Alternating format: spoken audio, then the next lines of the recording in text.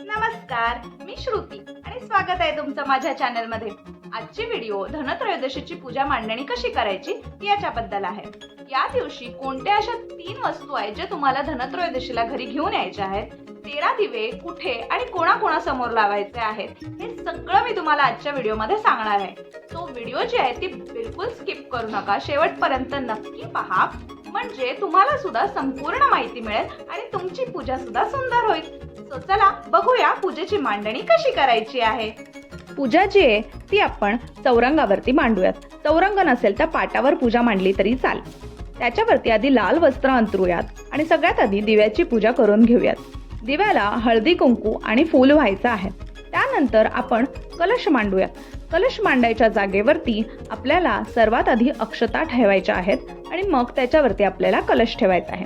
कलशामध्ये मी पाणी, सुपारी, 1 रुपयाचं नाणं, हळदी कुंकू आणि फूल घातलेलं आहे।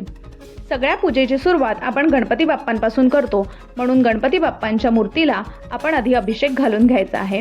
ओम गण गणपतये नमः असा जप करायचा आहे। अभिषेक झाल्यावरती विड्याची पानं घेऊयात, त्याच्यावरती अक्षता ठेवूयात, हळदी कुंकू वाहूयात आणि मग गणपती बाप्पांची मूर्ती त्याच्यावरती आपण ठेवूयात।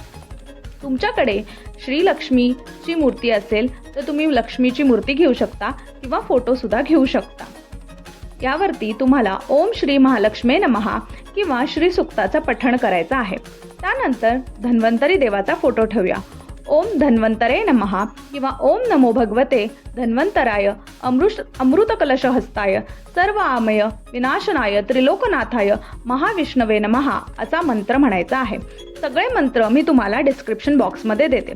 त्यानंतर सगळ्या देवांना अष्टगंध लावायचा आहे, हळदी कुंकू व्हायचं आहे आणि फूल व्हायचं आहे। आता 3 अशा कोणत्या गोष्टी आपल्याला घरी घेऊन यायच्यात ते मी तुम्हाला सांगते।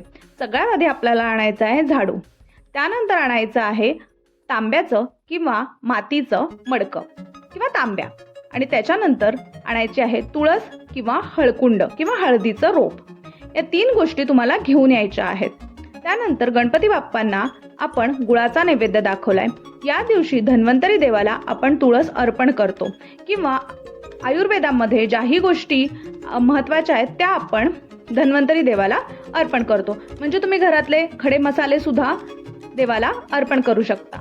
त्याच्यानंतर धणे आणि गुळाचा नैवेद्य दाखवायचा आहे। आता या छोट्या मातीच्या मडक्यांमध्ये मी घरातली धान्य भरलेली आहेत, त्यांची सुद्धा आपल्याला पूजा करायची आहे। असं म्हणतात की या दिवशी तुम्ही जेही देवाला दाखवता ते 13 पटीने तुमच्याकडे येतं, म्हणून मी इथे धान्यांची सुद्धा पूजा केलेली आहे। या दिवशी आपल्याला 13 दिवे लावायचे आहेत।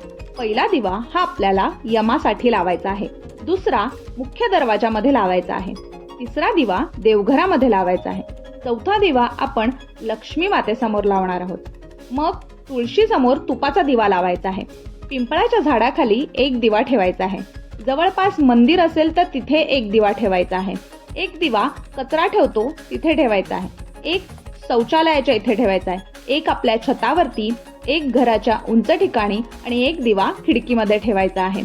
यमदीप दान करताना कोणता मंत्र म्हणायचा ते सुद्धा मी तुम्हाला डिस्क्रिप्शन बॉक्समध्ये देते।